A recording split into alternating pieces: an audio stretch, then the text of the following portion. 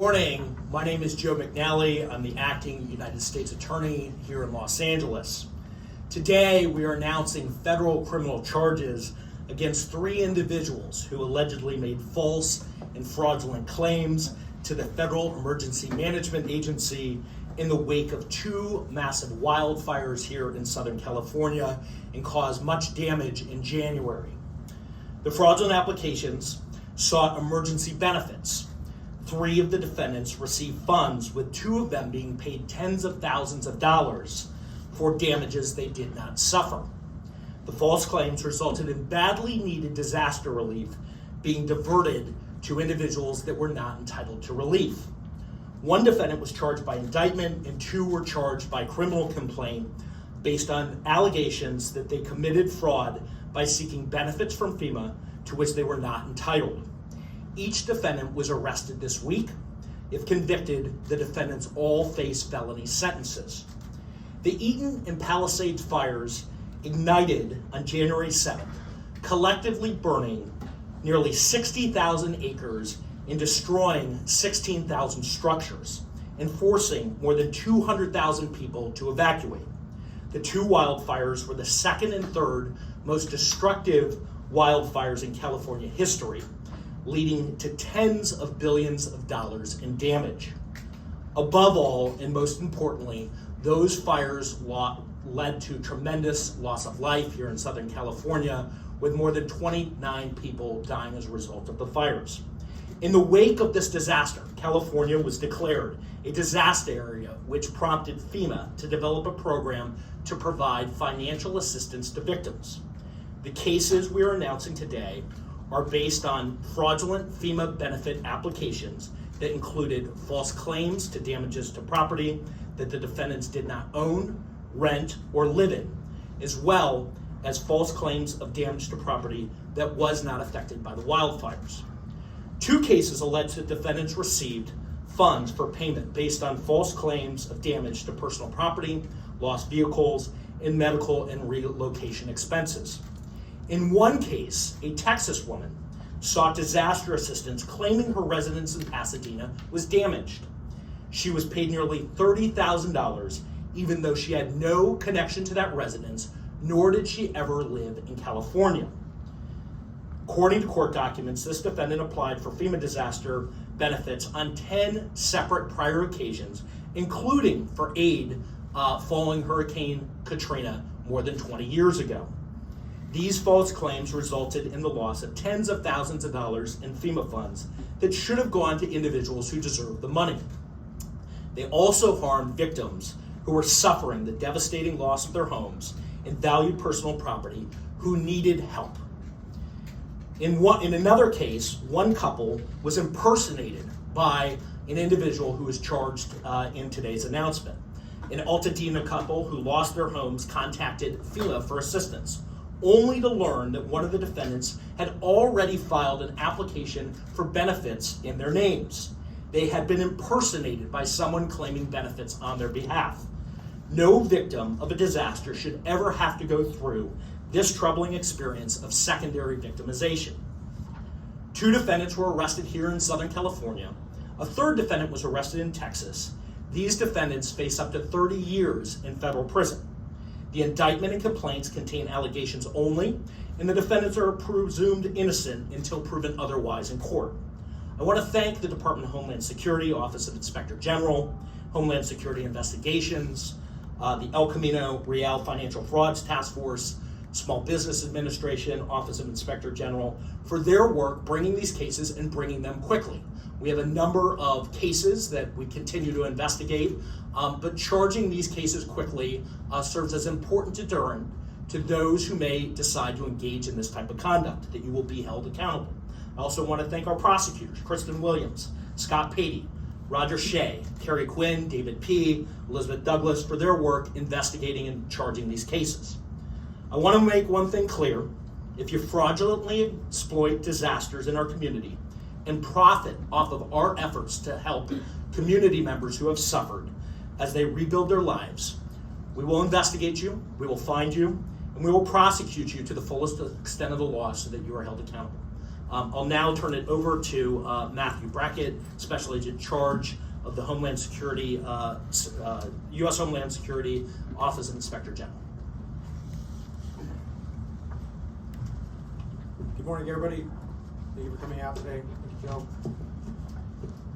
The Department of Homeland Security, Office of Inspector General, is committed to eliminating fraud, waste, and abuse as it relates to DHS and its components, including FEMA.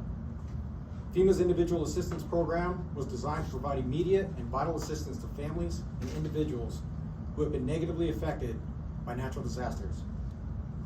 The individuals who fraudulently applied for or received FEMA funds fraudulently siphoned vital funds that were designed to assist actual victims that were impacted by the devastating fires that affected Los Angeles County.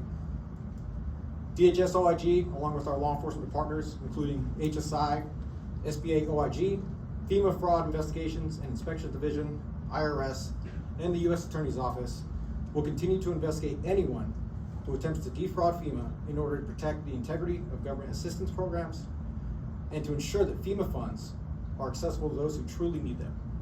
Thank you. I'll now turn it over to Rossi, Assistant Special Agent in Charge for Homeland Security.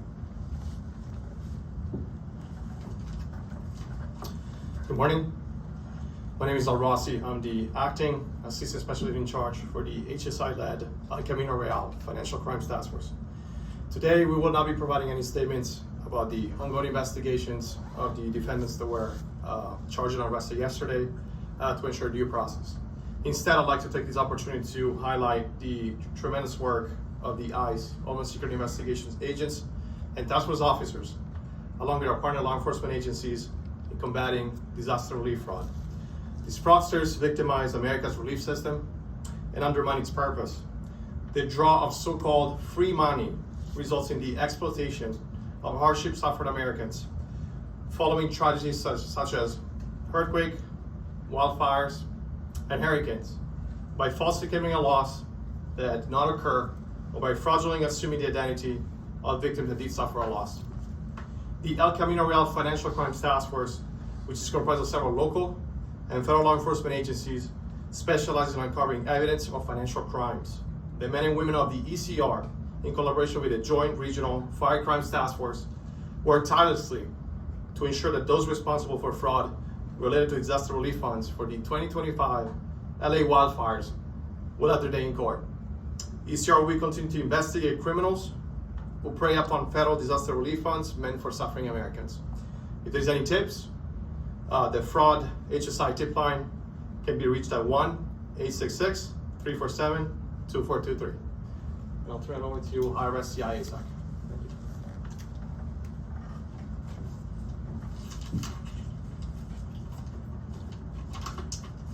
Good morning, I'm Jose Gonzalez, Assistant Special Agent in Charge for IRS Criminal Investigations Los Angeles Field Office.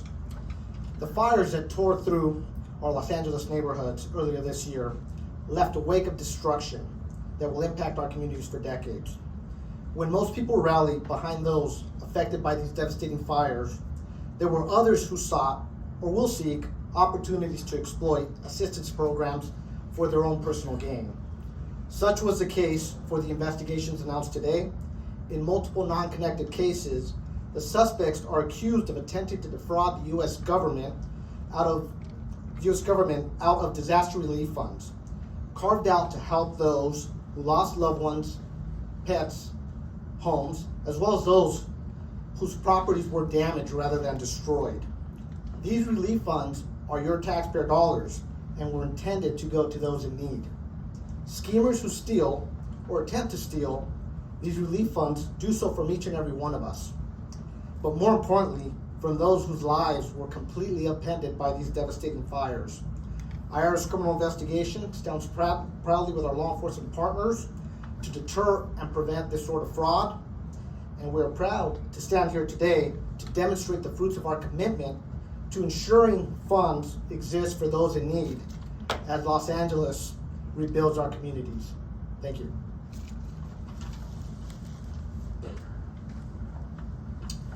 I'll now take questions. Obviously, FEMA is trying to get the money out as quickly as possible, but does that make it a little difficult when sometimes they may not be able to check where it's going to try to get it back? Yeah, that's the balance. I think that FEMA has tried to get money, as you indicate, out to victims as quickly as possible. Look, you have a wide variety of victims here. You have victims who, don't have the money to be in temporary housing in some of the cases here, so they want to get that money out quickly.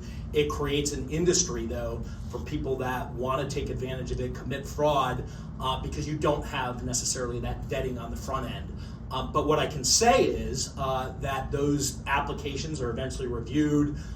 They're analyzed by current, law enforcement folks for fraud, and we've identified fraud, obviously, in the cases that we brought today. I expect probably an additional charge sometime this week against another individual, and then we have cases in the pipeline, and we will continue to vet the applications for fraud and charge where appropriate. Mr. McNally, were you able to recoup any of these funds? Can you speak to that? Yeah, so typically, the way that the funds are recovered in the process of a criminal case are, once a defendant is charged, we'll ultimately take that matter to trial, or it will be resolved via plea.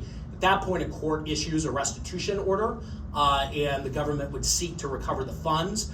In addition to that, we are looking in each of these cases to see if there's more immediate relief. Are there assets that we can forfeit that a defendant who's charged here has? So that's part of every criminal case.